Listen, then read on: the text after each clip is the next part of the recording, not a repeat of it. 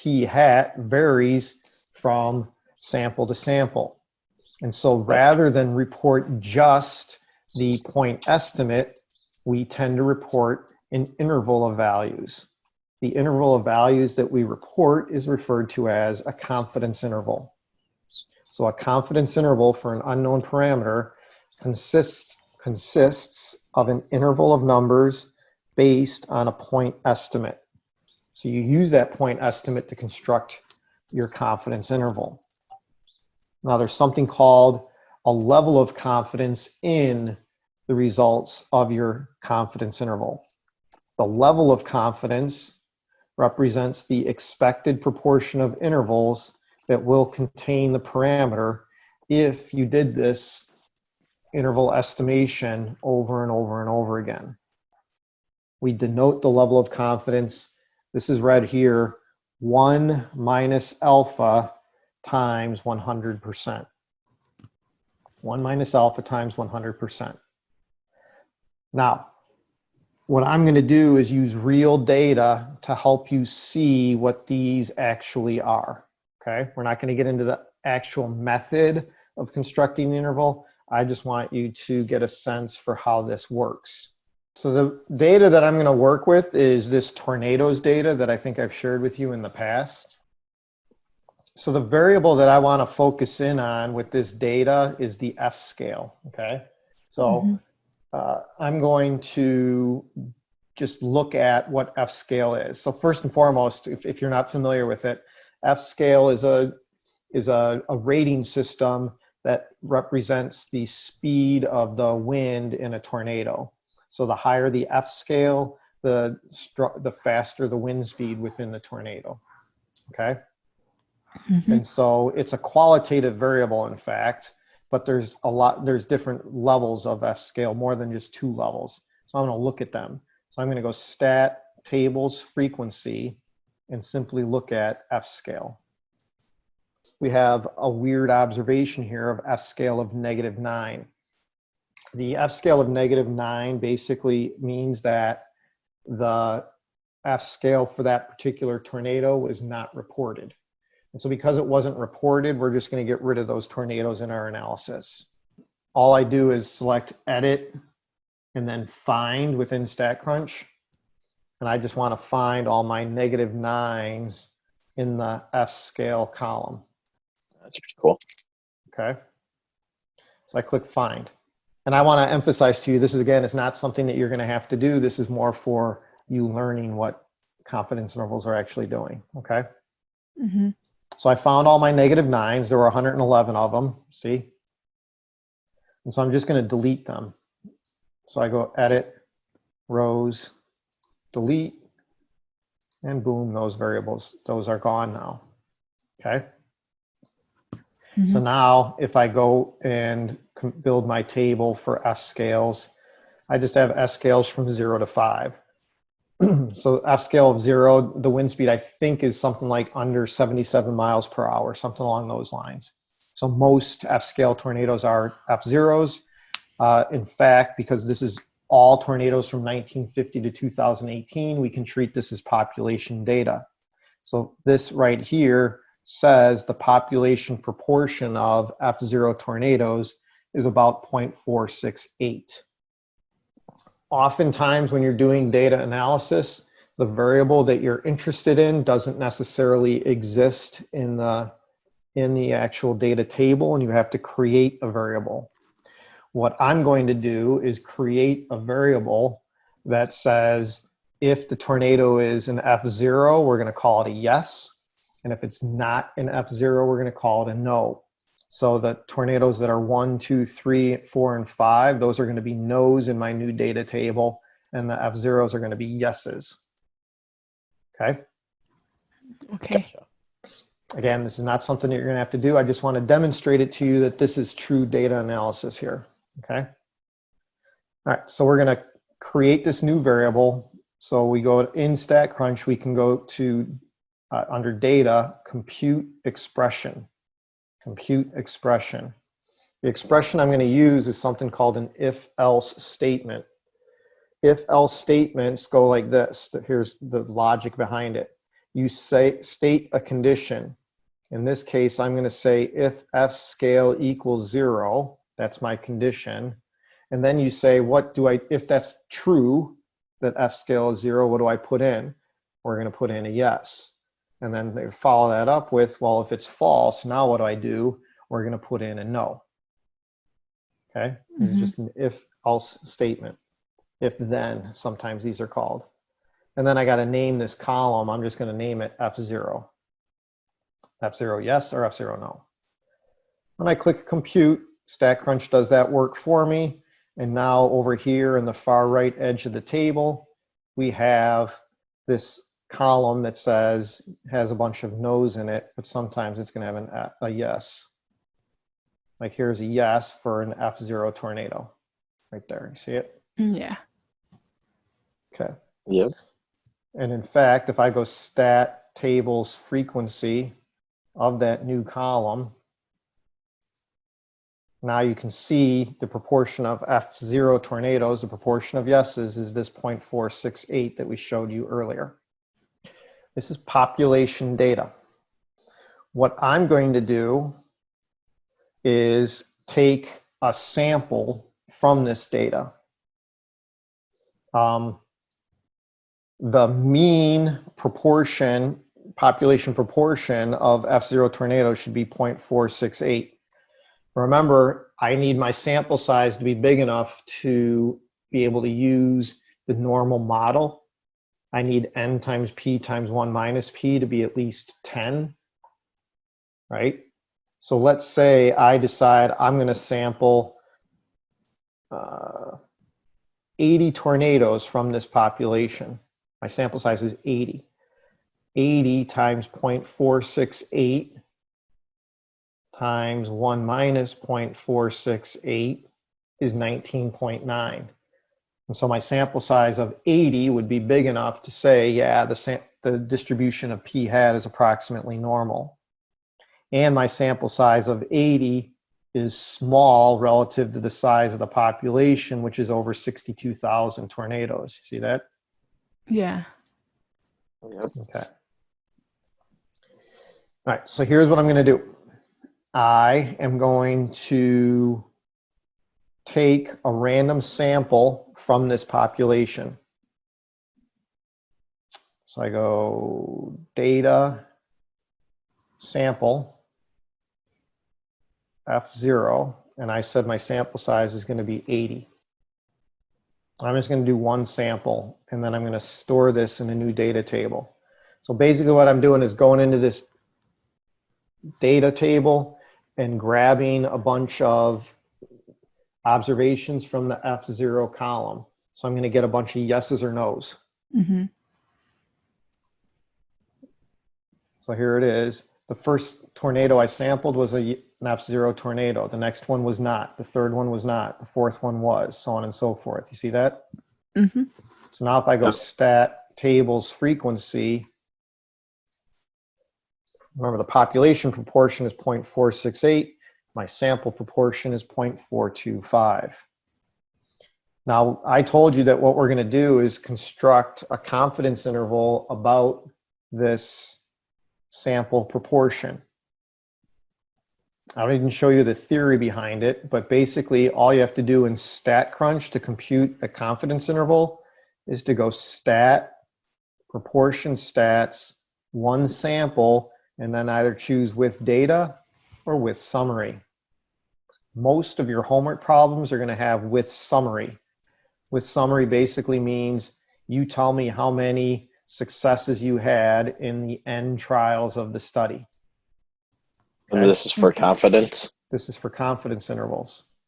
And then you just check this confidence interval button. But let me do this with the raw data. So stat, proportion stats, one sample. Here I have raw data, so with data. Okay, so my variable is F0. A success is yes, meaning, yeah, it's an F0 tornado. And I'm going to construct what's called a 95% confidence interval. So when I say level is 0.95, that means a 95% confidence interval. and then I click compute. And then right down here where it says lower limit, upper limit, that's that interval that I was talking to you about.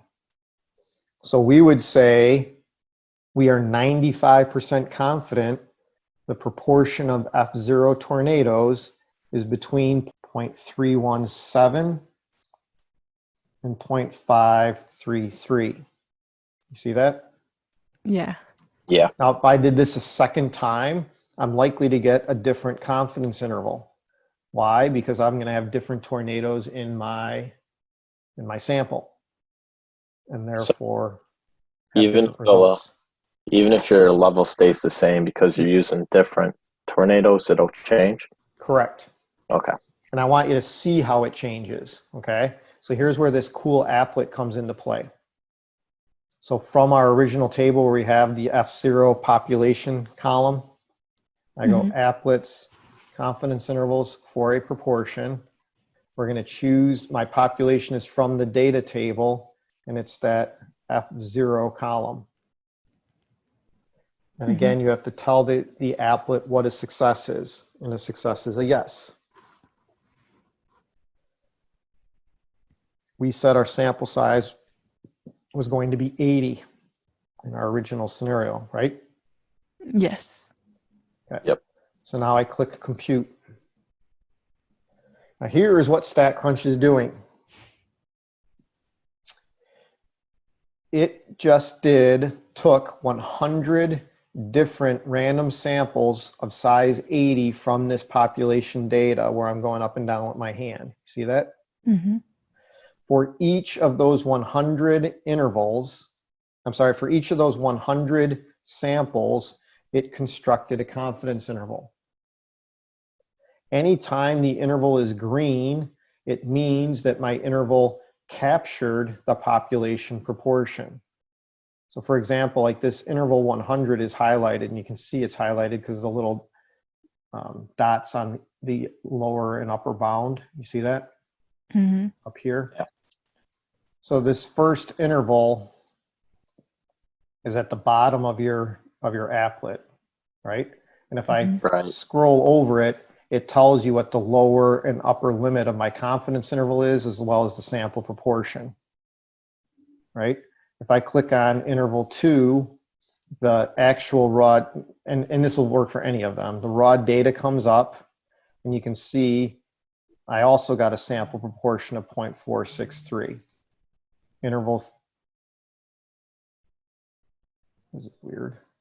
Okay. The first 3 intervals had the exact same results. Did you see that? Yeah, I was 37, kind of confused. 37, and 37. So here the fourth interval, 42 out of 80 tornadoes had an F0. Had an F rating of 0. Okay. And so my lower limit was 0.416. My upper limit was 0.634. That interval captures the population proportion, which, what did we agree it was? Wouldn't it be 0.468? Was it 0.468? Yeah. It says it at the top. Confidence levels, intervals for P. From yes and yeah. P. There it is, right. So my population proportion is 0.468. So this fourth interval does in fact capture the population proportion. Yes?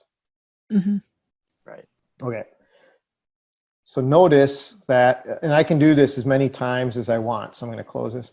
If I can construct another 100 intervals and another 100. So now I've constructed 300 confidence intervals.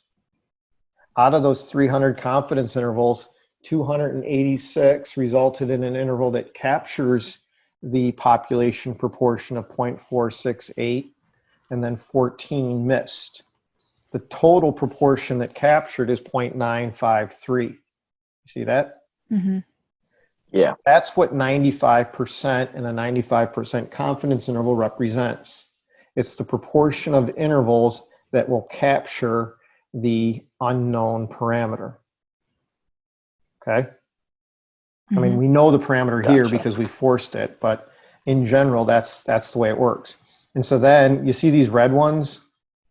Yeah. These are the intervals that are missing, and they're highlighted in red over here. And I just want you to see why the interval misses. when it does. Notice I only got 27 F0 tornadoes in this particular random sample of size 80, right? And so the lower limit was 0.234 and the upper limit was 0.441. And so that upper limit was too low to capture the population proportion of 0.468, and that's why it missed. It missed because my sample proportion was very, very low relative to the size of the population proportion. Okay? Or these other ones, like this one, number 136, you can see it highlighted there. There, I ended up with 47 out of 80 F0 tornadoes. So here, my sample proportion is very, very large relative to the size of the population proportion. Right. And so that's, again, why I missed, or my interval missed.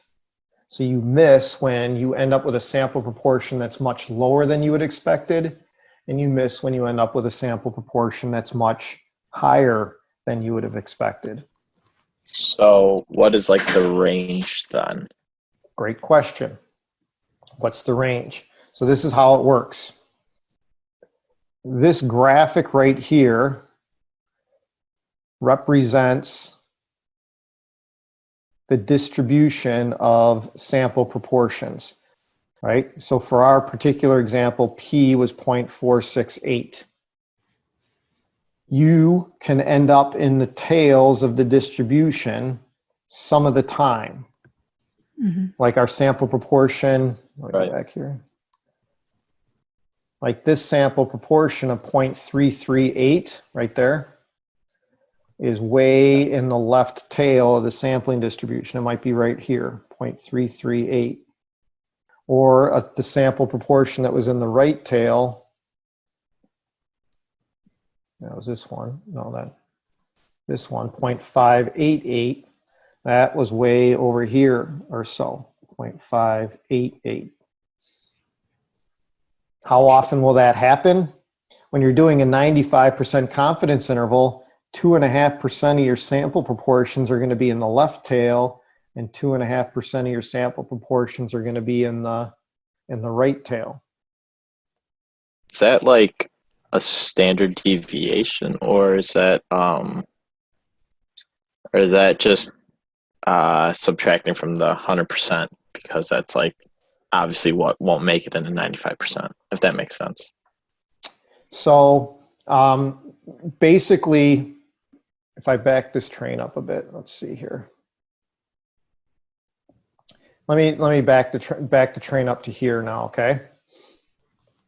Gotcha. We know that if n times p times 1 minus p is at least 10, and the sample size is small relative to the size of the parent population, p hat will be approximately normal, right? Yeah. We also know that the mean of p hat equals the population proportion, and this is what we know about the standard deviation. Right? And so generically, this is the sampling distribution of p hat. This is basically a section 8.2 concept. The mean of p hat is equal to the population proportion, right there, right? Yeah. It's bell-shaped because n times p times 1 minus p was at least 10. And then we have some standard deviation, which we know is computed using this formula. So sometimes you're going to end up with a p hat here. Sometimes you'll end up with a p hat way over here in the right tail. Sometimes you'll end up with a p hat over here in the left tail. Not very often because it's far away from your population proportion. And so the question is, all right, well, what are these cutoffs that represent the middle 95% versus the 2.5% in the tail? That's what this 1.96 is doing. We're basically saying if your sample proportion is more than 1.96 standard errors from the population proportion, you're going to have a confidence interval that misses. Okay. All right. So let me write that down. if your sample proportion is more than 1.96 standard errors from the population proportion, you end up with a confidence interval that does not include the population proportion. Real quick, do we always use 95% for Nope, confidence? we don't. This is just, that's the most popular, but then we can generalize this, which, let me say this happens in 5% of all samples that you'll end up in those tails. So 95% of all sample proportions are between these two values. It's like this, P plus 1.96 standard errors and P minus 1.96 standard errors. That's 95% of all sample proportions. I don't expect you to do this arithmetic, but basically what this says is if I solve this for P in the middle, this is what I get, it turns out. It almost looks like I'm just flip-flopping the P's and the P hats. That's not quite the case, but that's what it looks like. So this basically says that you are that 95% of all sample proportions will result in confidence interval estimates that contain the population proportion, and 5% of all sample proportions, those are the ones in the tail here or here, are not going to work. And that's what this graphic is saying. These ones in red over here on the left were sample proportions that were too small relative to the population proportion. The ones in red on the right, those were sample proportions that were too large relative to the population proportion. How often will you end up with red confidence intervals, those that miss? So if you construct 100 confidence intervals, you expect 95 to capture the population proportion, you expect 5 to miss.